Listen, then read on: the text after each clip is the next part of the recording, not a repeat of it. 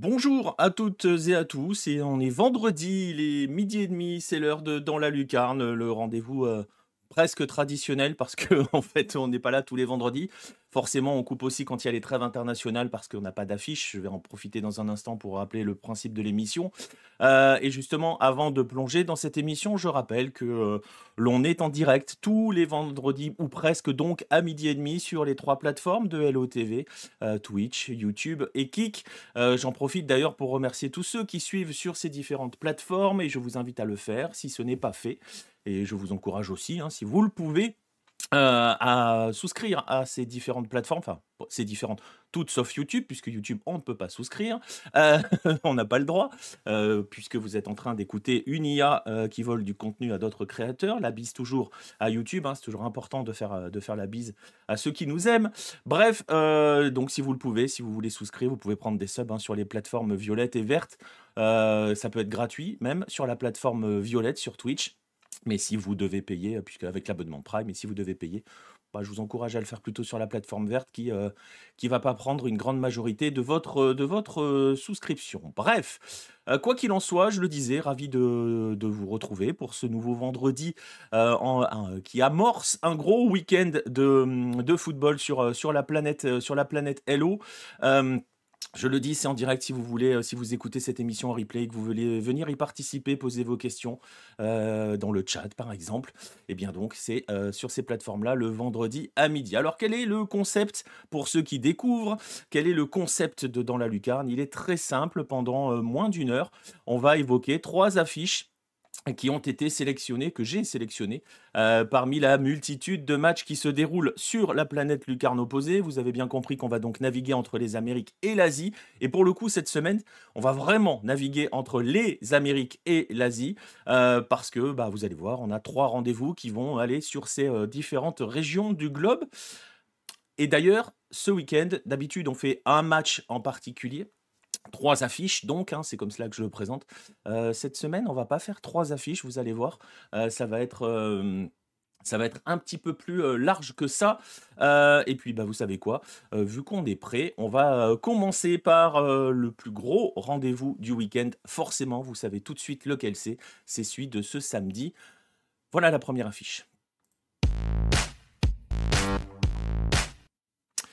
La première affiche va donc nous amener en Amérique du Sud. Impossible de ne pas revenir sur ce qui est le grand rendez-vous de l'année, la conclusion, le point final de la saison des compétitions continentales de clubs. C'est bien évidemment la finale de la Copa Libertadores 2024, que j'affiche le bon visuel. La finale de la Copa Libertadores 2024 entre l'Atlético Mineiro et Botafogo. Ça sera ce samedi à 21h. À 1h, franchement, pour le coup, vous pouvez regarder tranquillement. Pas l'excuse, vous n'aurez pas l'excuse des matchs qui sont trop tard. C'est une affiche, une fois de plus, 100% brésilienne. Une fois de plus, je le dis une fois de plus parce que c'est la 4e quand même en 5 ans. Et alors que jusqu'ici, dans toute l'histoire, il n'y en avait eu que 2 des affiches 100% brésiliennes. Elles ont d'ailleurs été, toutes ces affiches ont été listées, hein, par la CONMEBOL, si vous voulez jouer à un quiz, un de ces 4. Voici ces 6 finales, c'est la 6e de l'histoire, je le disais, la 4e en 5 ans. Oui, c'est ça, la 4e en 5 ans. Vous le voyez, donc ça avait commencé en 2005 avec la victoire de Sao Paulo sur l'Atlético Paranaense. C'était poursuivi l'année d'après, en 2006, avec Internacional qui s'imposait face à Sao Paulo. À l'époque, on trouvait ces événements extrêmement rares. Bien voilà, je le disais, 2020, 2021, 2022, 2024, ce sont des affiches 100% Brésil. 2 fois Palmeiras, 1 fois Flamengo. Et là, donc ce samedi, on saura qui de l'Atlético Mineiro, pardon, et de Botafogo sera titré. Il y a un petit intrus, hein, c'était l'année dernière entre Fluminense et, Boca. Merci à Christophe Flieger pour le follow, bienvenue à toi. Et donc d'ailleurs c'est le point de vue intéressant lorsque l'on regarde un petit peu le palmarès, parce que vous le voyez, hein, on est en train de multiplier les affiches, les affiches brésiliennes, les succès brésiliens. Le Brésil, depuis l'introduction, enfin depuis le nouveau nom pris par la Copa Libertadores, qui s'appelle officiellement depuis 2017 Copa Conmebol Libertadores. C'est important à savoir, pareil, hein, si un jour vous jouez à des quiz, ça peut tomber, ce genre de choses. Bref, depuis 2017, donc, le Brésil a gagné 6 finales. Il n'y a que River qui a empêché un 100% brésilien. D'ailleurs, la finale était 100% argentine, et c'est bientôt son anniversaire. Et je le disais, au palmarès, c'est intéressant parce que tout simplement, alors là, ça va être peut-être compliqué à lire, hein, pour tous. Voilà, vous avez tout le palmarès de la Copa Libertadores. La seule chose qu'il faut retenir, c'est que à ce palmarès-là, le Brésil se rapproche très fortement de l'Argentine, puisque l'Argentine a décroché 25 Copa Libertadores en tout. Le Brésil est à 23 et va donc décrocher sa 24e Copa Libertadores de l'histoire, et va donc revenir à une seule petite longueur de l'Argentine. Vous voyez aussi quels sont les types d'enjeux qui se cachent derrière tout cela. Et hop, je regardais, j'avais un petit défaut, un petit problème d'affichage sur une chose. Bref, vous voyez, ce qui se cache aussi un petit peu derrière soi, c'est cette domination sur le continent, puisque ces deux pays sont quand même loin devant. Alors, on va pas replonger dans l'histoire des deux clubs. Marcelin vous a offert une multitude d'articles sur le sujet, sur Lucarne Opposé. J'en reparle, je mettrai les liens dans la description. Il y a un dernier article qui arrive ce vendredi, qui va revenir sur la première finale du Brasileirão en 1971, qui a opposé l'Atlético Mineiro à Botafogo. Ça sera le dernier de toute cette série. Il y a donc l'histoire de chaque club. Il y a eu aussi des histoires de compétition continentale remportées par le passé par chacun des deux clubs, la Copa Conmebol pour Botafogo en 93 et la Libertadores 2013, la folle Libertadores 2013 pour l'Atlético Mineiro. Mais forcément, si c'est non, alors forcément je sais pas, si c'est non, pour la plupart du grand public, ne parle pas forcément, hein, peut-être plus Botafogo quand même, ça doit parler un petit peu. C'est sûr que ça parle moins qu'un Flamengo, qu'un Fluminense, qu'un Corinthians, qu'un Palmeiras, qu'un Sao Paulo, probablement. Mais ce sont quand même deux géants. Il n'y en a qu'un seul, hein, je le disais à l'instant, qui a été titré dans cette compétition, dans cette Libertadores, c'est l'Atlético Mineiro. C'était en 2013. C'était dans des conditions, vous l'avez probablement lu sur le site, mais si vous ne l'avez pas lu, je vous invite à le lire, parce que totalement fou, hein, ce titre de 2013, époque Ronaldinho, avec des scénarios de match complètement dingues à partir des quarts de finale, que ça soit le match de Tijuana, le retournement face à Newell's, enfin Tijuana c'était vraiment improbable pour le coup, avec le penalty raté à la dernière minute pour Tijuana, qui aurait pu, choisissez le verbe, éliminer l'Atlético Mineiro, et même la finale, hein, face à Olympia. Bref, je vais pas tout vous reciter. Salut à ma foi, et ça marche pour le replay, il sera dispo dans la foulée, hein, d'ailleurs, mais t'en as l'habitude, je le sais, tu regardes en replay. Merci à toi, merci d'être passé. Bref, je le disais, je vous invite à relire ces articles de Marcelin, et notamment celui sur 2013. Et vous y croiserez notamment Sao Victor, le portier de l'Atlético Mineiro, qui est entré dans la légende et qui est souvent encore, vous verrez peut-être dans les tribunes, des banderoles à son effigie, parce que ça a été notamment utilisé assez récemment sur un maillot, le fameux manteau d'Amassa, un maillot que l'Atlético Mineiro fait dessiner par ses fans. Ensuite, au terme d'une élection, vous avez un maillot qui est choisi et qui est élu et qui est mis en vente à édition limitée. Vous en voyez un juste derrière moi. Je peux agrandir un petit peu l'image. Vous le voyez juste derrière là. Ce maillot, c'est le fameux manteau d'Amassa. C'était celui où il y avait la carte de la région. Voilà, maillot absolument magnifique. Vous voyez pour le coup, je ne vais avantager personne, puisque j'ai de la chance, j'ai les deux maillots. J'avais même les 4 maillots des demi-finales du dernier quart, et donc j'étais tranquille là-dessus. Bref.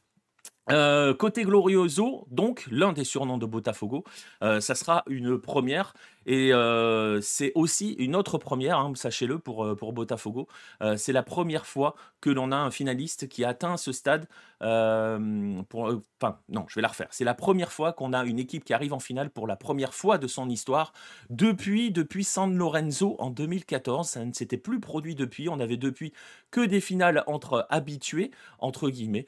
Donc c'est la première fois. fois depuis San Lorenzo. D'ailleurs, les 3 derniers primo-finalistes, si on doit les appeler ainsi, San Lorenzo donc en 2014, l'Atlético Mineiro en 2013 et Corinthians en 2012 avaient tous les 3 gagné. Ça, c'est si vous voulez jouer un petit peu au niveau des stats. Alors, pareil, au niveau des statistiques, ce match, ou forcément au niveau des pronostics, ce match quand même oppose le leader du championnat, hein, qui a d'ailleurs fait un gros coup en milieu de semaine puisqu'il s'est imposé à l'Allianz Parque face à Palmeiras et donc prend 3 points d'avance à 2 journées de la fin et semblerait, on ne sait jamais, hein, avec Botafogo, se diriger vers le titre.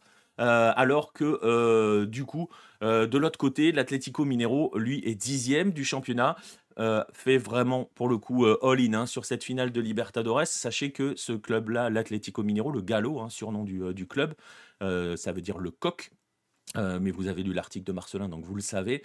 Le Gallo n'a gagné qu'un seul match, toute compétition confondue, depuis le 17 octobre.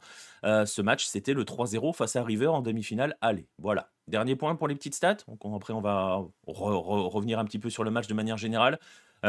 Cette année, ils se sont affrontés 2 fois forcément en championnat, Botafogo et l'Atlético Mineiro. L'Atlético Mineiro n'a toujours pas marqué face à Botafogo, 0-0 à l'Arena MRV. Donc à Belo Horizonte, sur le terrain de l'Atlético Mineiro, et 3-0 à Rio pour Botafogo. Donc voilà, on aurait presque envie de dire que sur le papier, avant le match, le favori qui se dégagerait serait naturellement Botafogo, les dynamiques, les résultats, etc., etc. Mais bon, on va quand même en profiter pour regarder les parcours. On va saluer Roberto de Zerbi qui vient d'arriver dans le chat. On va revenir un petit peu quand même sur les parcours de ces deux équipes. Vous voyez que le parcours a été finalement plutôt tranquille pour l'Atlético Mineiro. Une seule défaite, c'était en phase de groupe, c'était face à Peñarol que Botafogo a affronté, on en parlera dans un instant.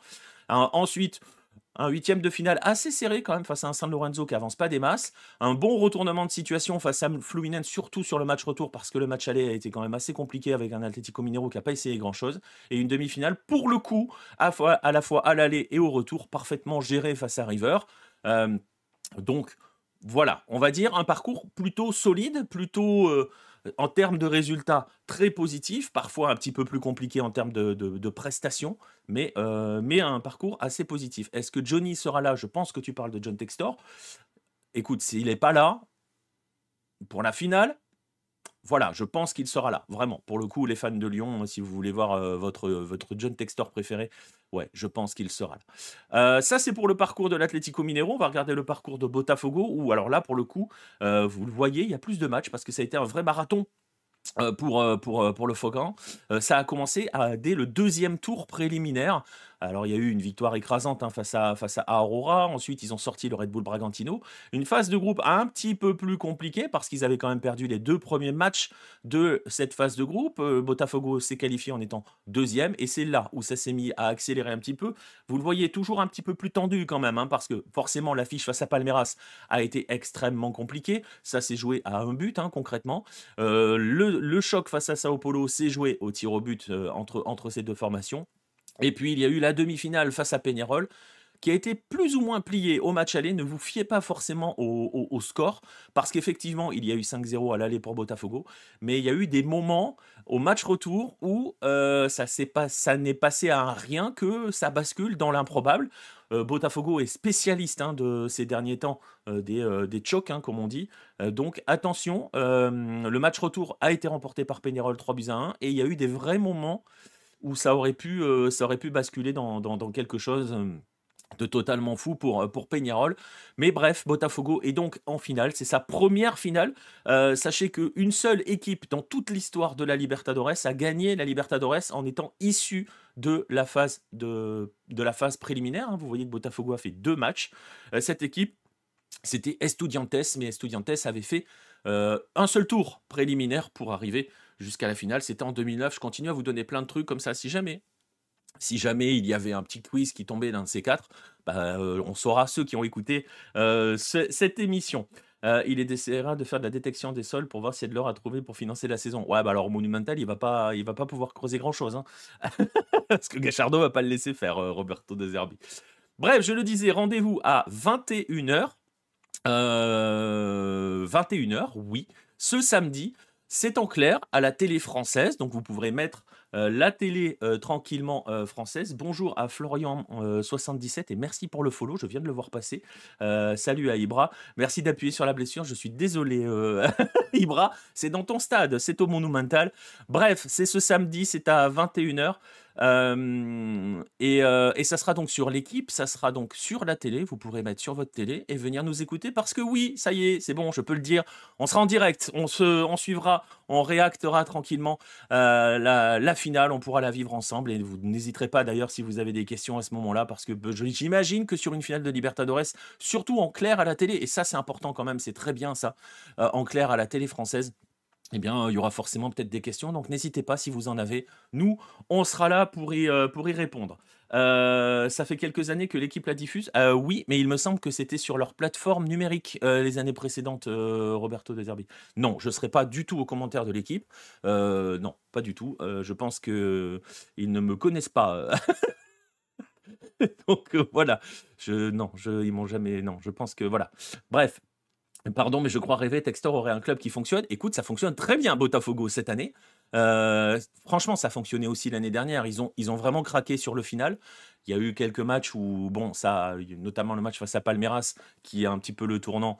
Voilà, il est vrai aussi, hein, quelques décisions arbitrales, parfois un petit peu contraires à Botafogo. Mais oui, oui, Botafogo, ça tourne. Il se peut qu'il diffuse quelques matchs de Libertadores la saison prochaine. Pourquoi pas? Ouais, je ne crois pas une seconde. Donc voilà. Je connais assez mal en comparaison aux équipes européennes. Botafogo, ce serait un genre niveau Tottenham. Tu veux dire en termes d'impact sur le championnat brésilien, sur le football brésilien de manière générale? Alors sur le continent, c'est petit, hein, entre guillemets, puisque Botafogo, c'est sa première finale, tout simplement. Sur le côté football brésilien, non, c'est un immense club. Je mettrai le lien dans la description, mais je t'invite à aller lire l'histoire d'un nom consacré au club écrit par Barcelin. Forcément, c'est Botafogo, c'est le club de Garrincha. Ça, voilà. On en parle, mais c'est aussi le club de Didi, de Nilton Santos. C'est le club qui a fourni le plus d'internationaux dans l'histoire à la sélection brésilienne. C'est un immense club, hein, Botafogo. Bon, je dis pas ça parce que j'en suis un petit peu supporter, mais c'est vrai. Hein, c'est un vrai grand club du football brésilien. Alors, est-ce qu'on le mettrait à la place de Tottenham? Il y a quand même des titres. Non, je suis vache, je suis vache avec Tottenham, mais non, mais c'est difficile à dire. Oui, t'es pas Corinthians, t'es pas Palmeiras, t'es pas Sao Paulo, t'es pas Flamengo, t'es juste derrière, je pense. Je pense que t'es juste derrière. Faudrait voir de manière générale, mais tu vois, moi, je les placerai derrière ces monstres-là. J'ai oublié Santos en plus dans l'histoire, donc. Mais à Rio, c'est un des clubs qui compte. Ils ont des plateformes maintenant, l'équipe. Oui, ils ont des plateformes. Ils ont des plateformes, Ibra. Et je crois que la Libertadores, l'année dernière, elle était diffusée là-dessus, comme le sont les éliminatoires. Paris Match, leur sponsor, c'est les copains de Lucas Paqueta. Tu remarqueras, Roberto De Zerbi, si vous regardez tous l'affiche, vous remarquerez que chacune des deux équipes est sponsorisée par un site de paris sportif, par un betteur, hein, donc. Voilà. Tout ça pour dire que, souvenez-vous, l'émission qu'on avait fait sur l'influence, l'impact des sites et des betteurs dans le football sud-américain au Brésil, il est extrêmement violent. Bref, je le disais, c'est demain, c'est à 21h, c'est en clair à la télé, mais nous, on sera là. Donc n'hésitez pas à passer nous voir si vous avez la moindre question, parce que forcément l'équipe, ils ne pourront pas y répondre en direct, et je ne sais pas s'ils pourront y répondre tout court, de manière générale, sans la jouer machin, hein, mais c'est vrai que j'ai vu quelques diffusions de certains matchs, et parfois, bon, on sent que ça découvre un petit peu. Double écran télé plus stream, c'est exactement ce qu'il faut faire. Sans façon... Bon, Ibra, c'est dans ton stade, il faut que tu saches accueillir les gens. Bref, d'ailleurs, on parle de stade. Sachez que cette finale peut faire tomber un record, celui de la plus grosse affluence de l'ère moderne, hein, depuis les finales uniques, en fait, hein, concrètement, parce que si on remonte dans les années 60-70, voilà. 69 232 spectateurs, c'était le record qui a été établi par le Maracana l'année dernière lors du Fluminense Boca. Il peut être battu donc par le Monumental, qui est plus grand, hein, plus de 80 000 places.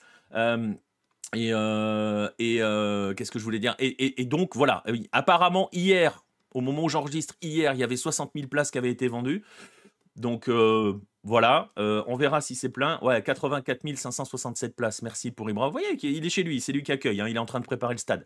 Bref, ce record peut être battu. Et dernière petite anecdote, on va avoir un nouveau trophée. Un nouveau trophée parce que l'année dernière, Fluminense a décroché le titre et a rempli, vous le savez, hein, je vous montre le trophée. Vous savez qu'il y a plusieurs rangées, hein, on fixe des plaques, hein, sur la Libertadores, sur le socle de la Libertadores. Euh, on fixe des petites plaques de différentes couleurs, de différentes formes d'ailleurs, même en plus. Et bien l'année dernière, Fluminense a rempli le dernier espace et donc il a fallu juste rajouter une rangée. Pareil, si vous croisez un jour un quiz, bon je dis ça, peut-être qu'il y aura un quiz demain, hein, c'est pour ça.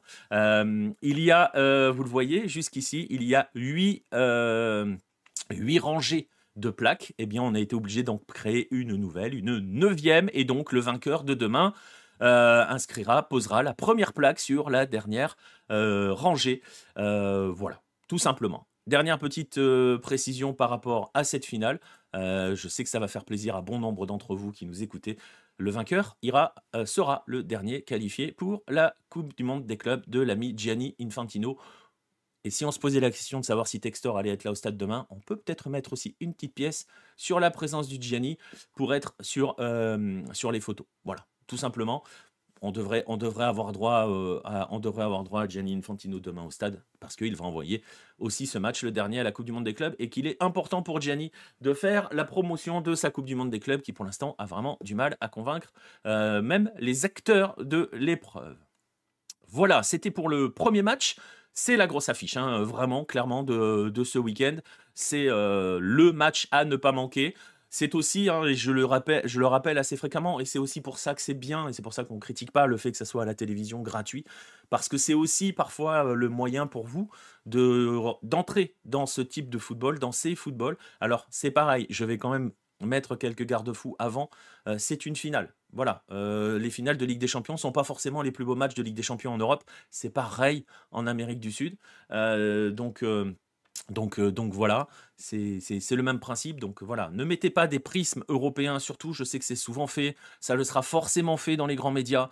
Ça l'a été, je me souviens du River Boca de Madrid qui avait donné des commentaires assez cataclysmiques de certains suiveurs de football européen qui ne comprenaient rien à ce qui se passait.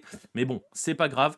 Ouvrez, comme on dit chez nous, ouvrez vos chakras, regardez ce match-là. Ça peut être assez spectaculaire parce que Botafogo joue bien, parce que l'Atlético Mineiro de Gabi Milito joue absolument toute sa saison là-dessus. Et puis vous allez croiser quelques joueurs, voilà, que vous devrez voir en Europe, que vous avez pour certains vus en Europe. Je pense à Hulk par exemple. Euh, mais certains joueurs que vous allez forcément croiser bientôt en Europe, Thiago Almada, joueur de l'OL, je ne sais pas s'il sera joueur de l'OL, j'entends tout et son contraire. Normalement, ils sont interdits de recrutement, donc voilà. J'ai pas la sensation qu'il ait déjà signé son contrat avec Lyon. Donc il y a Thiago Almada, il y a Luis Enrique, il y a Paulinho aussi à suivre du côté de l'Atlético Mineiro, le magnifique Fausto Vera. Voilà, la dédicace au fils, c'est un de ses joueurs préférés. Bref, Adrielson est là et il ne devrait pas être, il n'est pas titulaire hein, dans cette équipe. Il est entré en jeu parce que l'autre central s'est blessé face à Palmeiras, ce qui peut-être lui donner un spot pour jouer la finale. Donc peut-être que Adrielson sera dans le 11 de départ. Il y a Jefferson Savarino aussi à suivre côté Botafogo. Il y a deux vrais. Sur le papier, il y a deux vraies belles équipes, mais c'est une finale. On va voir aussi quel sera le plan de Gabi Milito. Est-ce qu'il va nous faire la même chose que au retour face à Fluminense ou à l'aller face à River, ou est-ce qu'il va faire la même chose que à l'aller face à Fluminense et au retour face à River, c'est-à-dire dans un cas vraiment mettre en place un jeu ultra offensif et attaquer et presser, et dans l'autre cas bétonner comme un fou. Attention parce que Botafogo ça va très très vite en contre, notamment on parlait dans le chat de Luis Enrique, on peut ajouter, donc je le disais, Savarino, on peut ajouter aussi Thiago Almada. Palmeiras s'est fait piéger de la sorte en milieu de semaine. Bref, samedi 21h en clair à la télé et avec nous sur LOTV, ça sera sur Twitch et sur Kick. Peut-être qu'on fera aussi la triple diffusion, comme ça vous choisirez la plateforme qui vous arrange le plus. Fin du premier match, on passe au second et ça sera presque dans la foulée de cette rencontre-là. Le second match va nous emmener forcément en MLS puisque ce sont les finales de conférence, de la saison 2024 que j'affiche le bon visuel. Voilà. Ce sont donc les deux affiches auxquelles ne participe pas l'élu. Hein, on parlait à l'instant de Gianni qui a invité l'équipe haute, hein, l'Inter Miami, vainqueur de la saison régulière, qui a sauté d'entrée. On va le montrer dans un instant avec le tableau des playoffs. Je peux même le montrer tout de suite avec le tableau des playoffs. Comme ça, on fera un petit peu le bilan de ces playoffs-là. Donc, demi-finale de conférence auquel ne participe pas l'Inter Miami, éliminé dès le premier tour. Les deux finales de conférence sont dans l'ordre, parce que c'est dans l'ordre des matchs. Orlando contre New York Red Bulls, c'est vraiment la sensation de la conférence Est, qui est pour le coup, on l'a souvent dit, je l'ai souvent dit dans les lives, qui est pour moi la conférence la plus relevée, hein, la plus dense en termes d'homogénéité de niveau. Et ben ça s'est vérifié tout simplement, hein, sur ces playoffs, parce que bon, si Orlando était dans le top 4, eh bien, vous voyez que pour les Red Bulls, c'était 7e de la conférence, que l'Inter Miami s'est fait taper par le 9e de la conférence, Atlanta. Atlanta qui est allé donc ensuite se faire éliminer par l'autre équipe floridienne, le Orlando, qui arrive donc en finale de conférence. Il y a d'un côté des habitués, hein, des titres. Ça, c'est pour la conférence Ouest, avec la finale qui va opposer le Galaxy aux Sounders. Je crois que j'ai pas donné les horaires, donc c'est 1h30 dans la nuit de samedi à dimanche pour Orlando, New York Red Bulls, et le Galaxy Sounders, qui est vraiment une finale de conférence entre habitués et entre équipes déjà multititrées en MLS. C'est dans la foulée, c'est à 4h, donc plus vers 4h05, 4h10 pour le coup d'envoi, hein, vous en avez l'habitude, et le match de 1h30, ça sera plus vers 1h43, si je suis assez précis pour le coup d'envoi véritable du match. Bref, Orlando, New York Red Bulls, Los Angeles Galaxy, Seattle Sounders. Sachez que quoi qu'il arrive sur ces matchs-là, la finale MLS qui est prévue la semaine prochaine, le 7 décembre, la finale MLS se jouera à l'ouest, puisque je rappelle que la priorité des terrains, ça se joue sur des matchs secs, la priorité des terrains est donnée en fonction du classement sur la saison régulière, et donc sur la table combinée, hein, quand on va arriver à l'heure de la grande finale.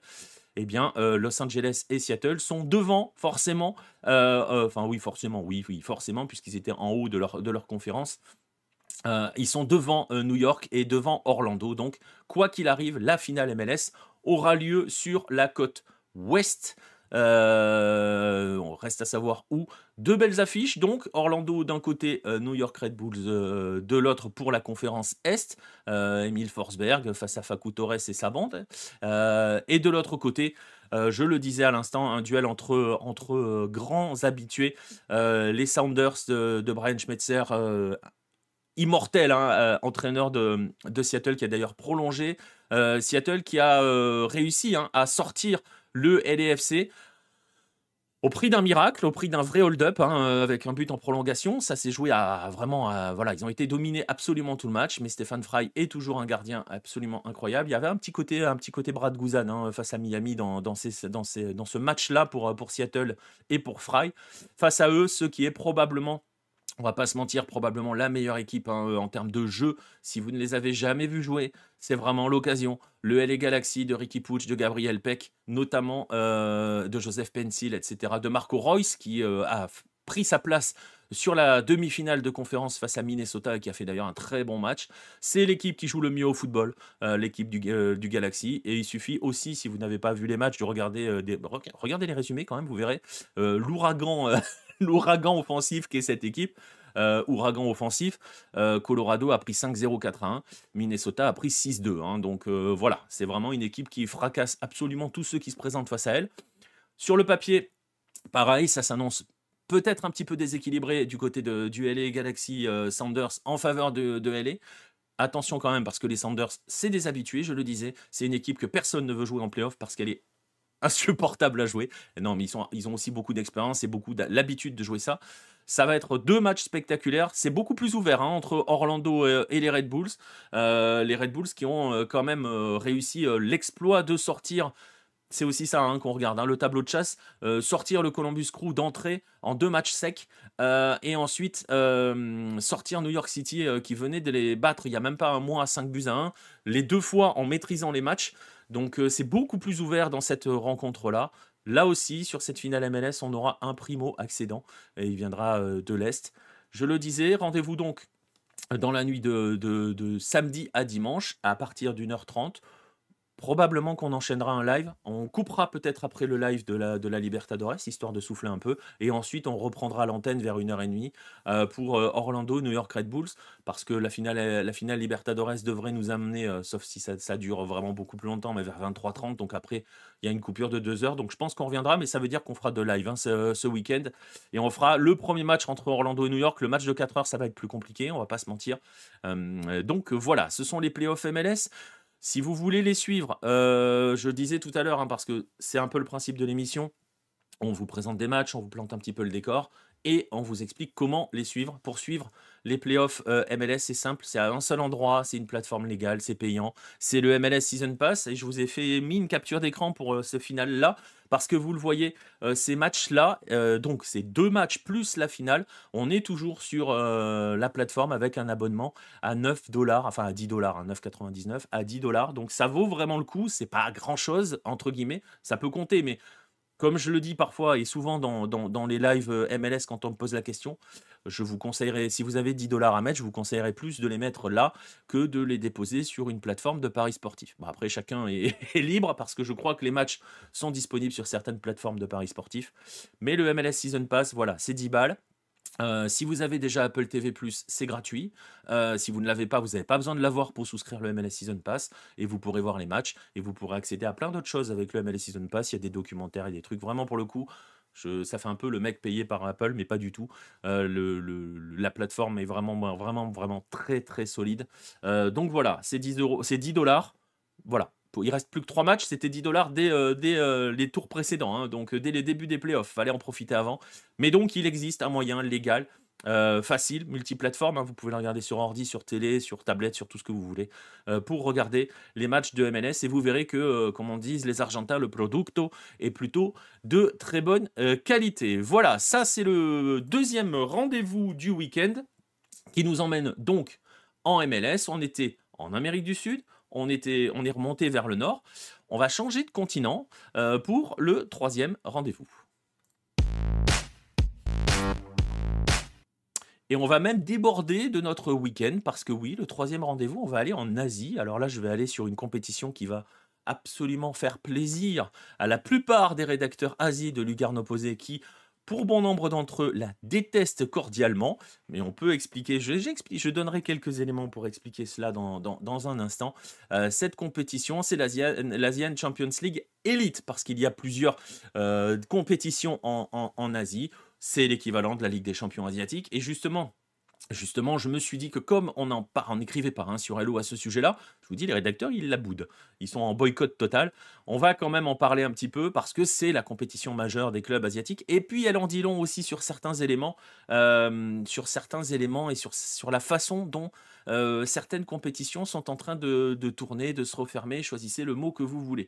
Elle s'appelle donc, je le disais, AFC Champions League Elite parce que et c'est depuis cette saison hein, elle s'appelait Asian Champions League autrefois. Il y a deux autres compétitions qui ont été créées, l'Asian Champions League 2, le chiffre 2 et voilà, ce qui en dit long. L'Asian Champions League 2 et la troisième c'est l'AFC Challenge League. Alors justement c'est assez intéressant parce qu'on peut peut-être parler de cette organisation là parce que c'est quand même très particulier la façon dont on y participe. Comment faire simple? En fait, on est élu sur des critères sportifs, mais pas que. Il y a des histoires de licences qui sont accordées par la Confédération. Les nations sont classées en Asie, justement, sur des critères sportifs et des critères de licence. Des critères de licence qui peuvent être, qui autrefois étaient se baser sur des éléments sportifs, donc comme par exemple le fait d'avoir des équipes de jeunes, des histoires de niveau, hein, mettez des guillemets à tout cela, hein, c'est-à-dire par rapport au niveau des infrastructures, possession ou location du stade, les normes de sécurité, possession ou pas d'un centre d'entraînement, et après des critères administratifs. Donc il y avait tout un ensemble de critères qui excluaient certains pays, hein. On peut parler du Liban et de la Corée du Nord, par exemple, qui n'avaient pas le droit de jouer la Champions League. Et c'est encore pire maintenant, puisqu'ils ont créé donc, autrefois, il y avait 2 compétitions de clubs en Asie. Il y avait l'Asian Champions League, l'AFC Champions League, donc la Ligue des Champions, et il y avait l'AFC Cup, l'ACL. ACL, c'est pour AFC Champions League. Mettez aux prises 45 clubs, impliqués 24 à 25 associations. Je le disais, c'était souvent en fonction de ces critères-là, il fallait faire attention. Il y avait des paramètres différents là-dessus. Et l'AFC Cup était ce que l'on considérait comme le 2e échelon continental, hein. C'était l'équivalent, entre guillemets, de l'Europa League, qui était réservé aux 44 équipes représentant des associations qui ne font pas partie du top 5 de chaque région. Voilà. Bref, donc ça excluait les 10 meilleurs qui ne pouvaient pas y participer. En gros, imaginez qu'en Europe, vous excluez les meilleurs, comment dirais-je, les meilleures fédérations de l'Europa League. Vous enlevez, imaginons en France, on parle beaucoup de top 5, bah enlevez le Big Five, et ça donnerait l'Europa League version asiatique autrefois. Alors maintenant, ça a changé, je le disais.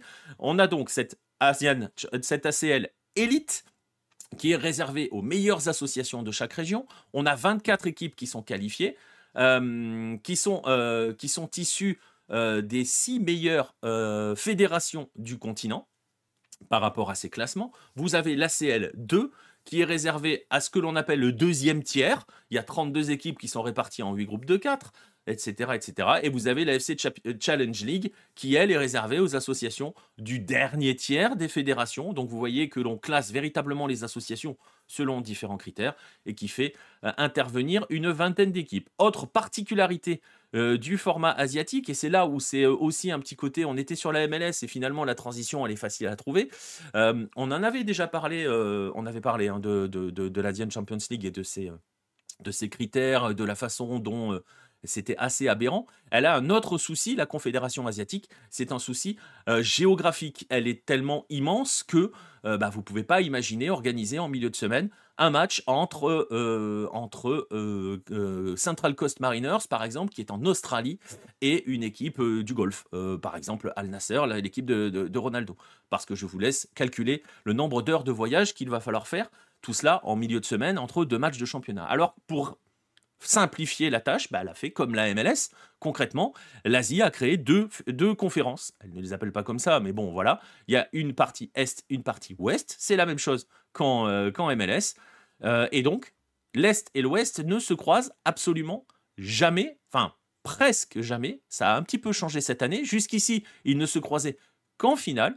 Cette année, le format a un petit peu changé.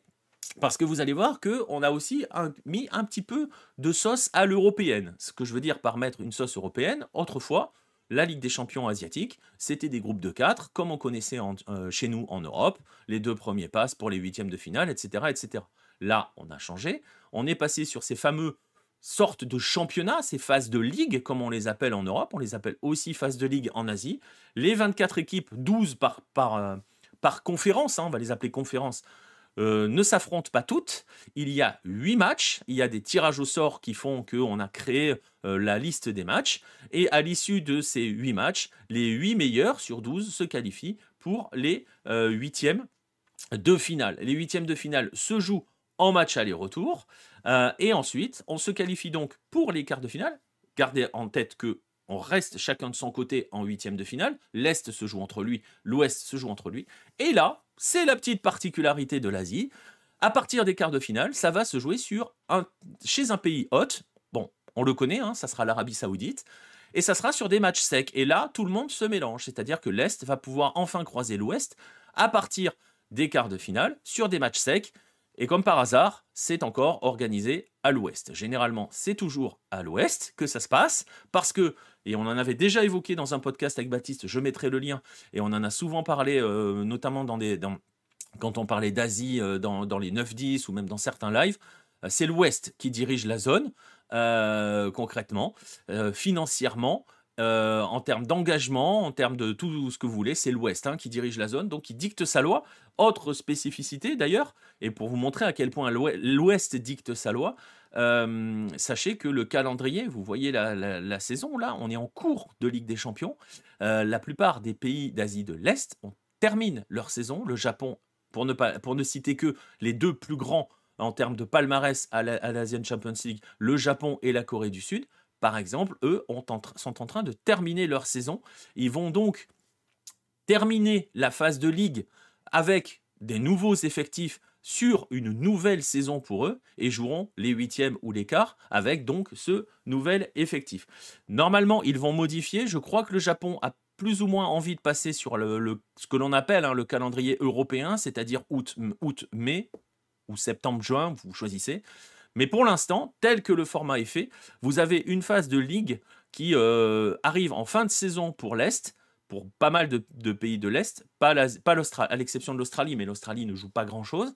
Pas mal de pays de l'Est, les deux principaux, le Japon et la Corée du Sud, et qui vont donc finir leur phase de ligue avec un effectif totalement renouvelé. Il y a eu d'autres éléments qui ont permis de favoriser un petit peu l'Ouest. Je fais un petit peu le défenseur de l'Est qui grogne, parce qu'on a aussi augmenté le nombre d'étrangers que l'on avait le droit d'aligner dans les formations. Il y avait un quota autrefois en Asian Champions League.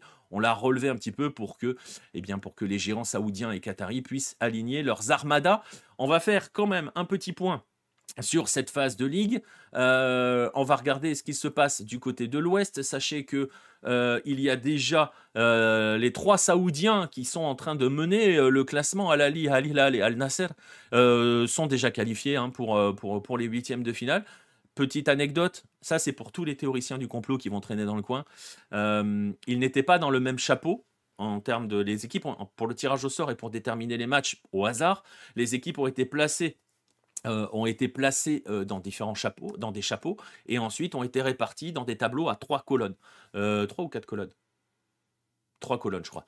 Peut-être 4, je sais plus. Bref, à plusieurs colonnes. Eh bien, hasard, magie, choisissez le mot, du tirage au sort, les 3 clubs saoudiens se sont retrouvés dans la même colonne, c'est-à-dire donc ne peuvent pas s'affronter et ne s'affronteront pas. Voilà.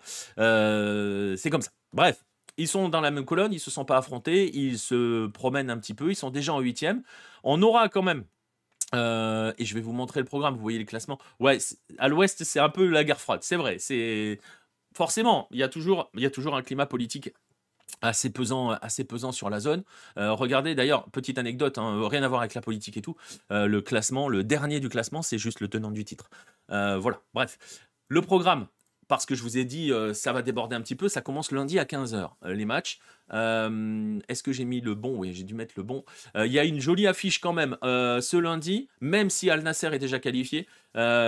Troisième de Saudi Pro League, l'équipe de Cristiano Ronaldo. Ils vont affronter Al Sadd. Al Sadd, ça vous parlera peut-être un petit peu, c'est l'ancien club de Xavi, mais c'est surtout aujourd'hui le club de Félix Sanchez, l'ancien sélectionneur du Qatar. Al Sadd est qatari et va dans cette équipe une grande majorité des joueurs qataris qui avaient fait la finale d'Asian Cup en 2019, qui avaient gagné l'Asian Cup en 2019, certains ont encore gagné la dernière Asian Cup, étaient à la Coupe du Monde.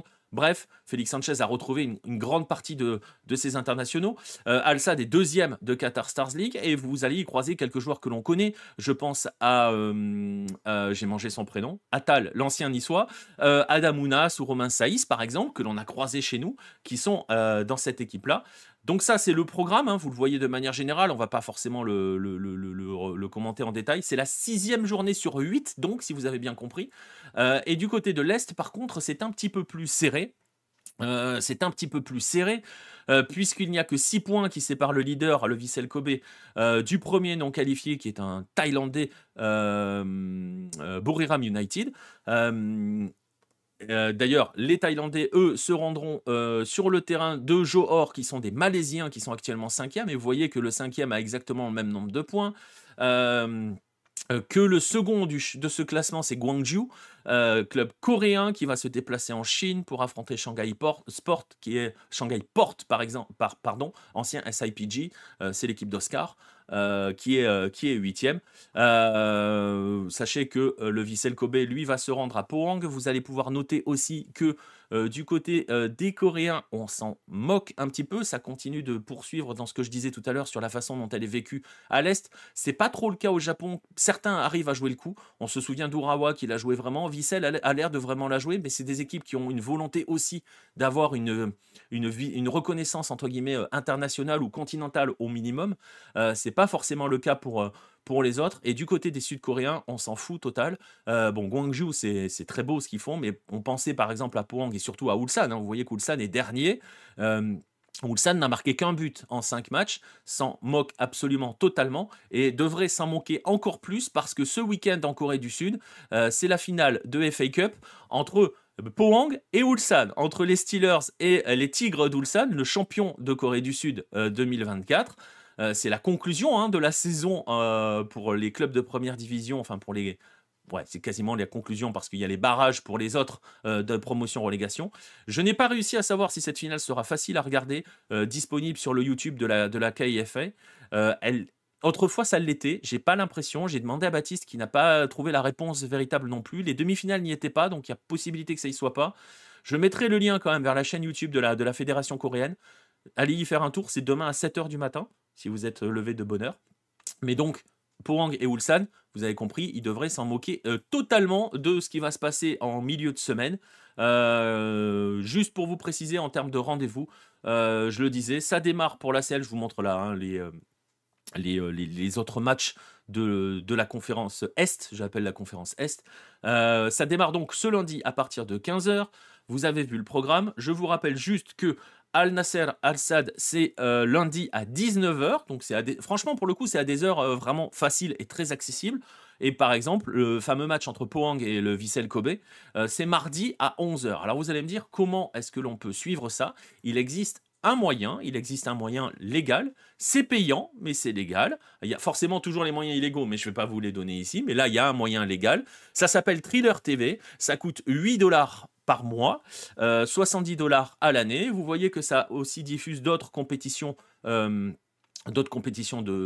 clubs, le Portugal et les Eredivisie néerlandaises. Vous avez les deux grandes compétitions asiatiques, l'ACL Champions League Elite et l'ACL Champions League 2. Vous avez l'AFC Cup aussi. Non, l'AFC Cup, c'était l'année dernière. Bref, voilà. Vous avez les compétitions continentales, les replays et tout. Ça coûte 8$ par mois. Alors, c'est une plateforme où il y a aussi beaucoup de sports de combat. Donc, si vous êtes amateur de sport de combat, voilà. Mais donc, il y a un moyen légal. C'est un peu comme le MLS Season Pass. C'est sur multiplateforme. Vous pouvez le mettre sur votre télé connectée, partout. Et vous voyez qu'en termes de prix, on est sur de 70$ à l'année pour accéder à ces matchs-là, si vous voulez suivre ces matchs-là. Voilà. Voilà pour la dernière affiche, le dernier rendez-vous. Vous avez vu, on est parti d'Amérique du Sud, on est remonté en Amérique du Nord et on termine en Asie. Il va y avoir le récapitulatif des 3 rendez-vous. On va arriver donc forcément au terme de cette émission-là. Je vous mettrai tous les liens, même vers les différentes plateformes, si jamais ça vous intéresse pour souscrire et tout. N'ayez pas peur, ce ne seront pas des liens affiliés. On est affilié à rien du tout. Donc, il n'y a pas de souci là-dessus. Je vous enverrai donc sur ces différentes plateformes. Je vous enverrai aussi vers les différents articles de la semaine. Sur la Libertadores, il y en a un dernier qui arrive ce vendredi après-midi. Je le disais, qui va revenir sur Atlético Mineiro Botafogo 1971. Comme ça, vous serez vraiment prêts pour cette finale de Libertadores. Notre prochain rendez-vous sur LOTV, ça sera demain. On sera là un petit peu avant 21h. Je vais voir si j'ai le temps de m'amuser à organiser un petit quiz pour s'amuser probablement à la mi-temps. On va voir ce qu'on peut faire. Ou sinon, on le fera plus tard avant le match MLS. On verra. Je vais voir si j'ai le temps de faire ça. Sinon, gardez bien en tête, lisez bien tout ce qui a été posé écrit sur Hello. Et on s'amusera ensemble. Je vous donne donc rendez-vous demain à partir un peu avant 21h pour suivre cette finale de Libertadores. Ensuite, à 1h30, pour suivre le premier des 2 matchs, la première finale de conférence de MLS. Je vous donne rendez-vous ensuite lundi prochain pour Lucarne américaine. Si tout va bien, normalement ça devrait aller. Vendredi prochain, sinon pour l'épisode 6 de Dans la Lucarne. Je vais essayer, ça risque d'être compliqué parce que je vais devoir me déplacer du côté de Concarneau vendredi prochain, mais on va voir si je peux le placer. Bref, sinon, eh bien voilà, je le disais, demain. Merci à tous ceux qui étaient présents dans le chat. Merci à tous ceux qui vont écouter cette émission en replay. Elle est tout de suite disponible sur YouTube.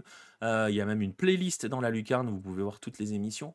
Va arriver sur les plateformes de podcast dans l'après-midi, dans la foulée. Et donc, je vous dis bon match, bon week-end de football.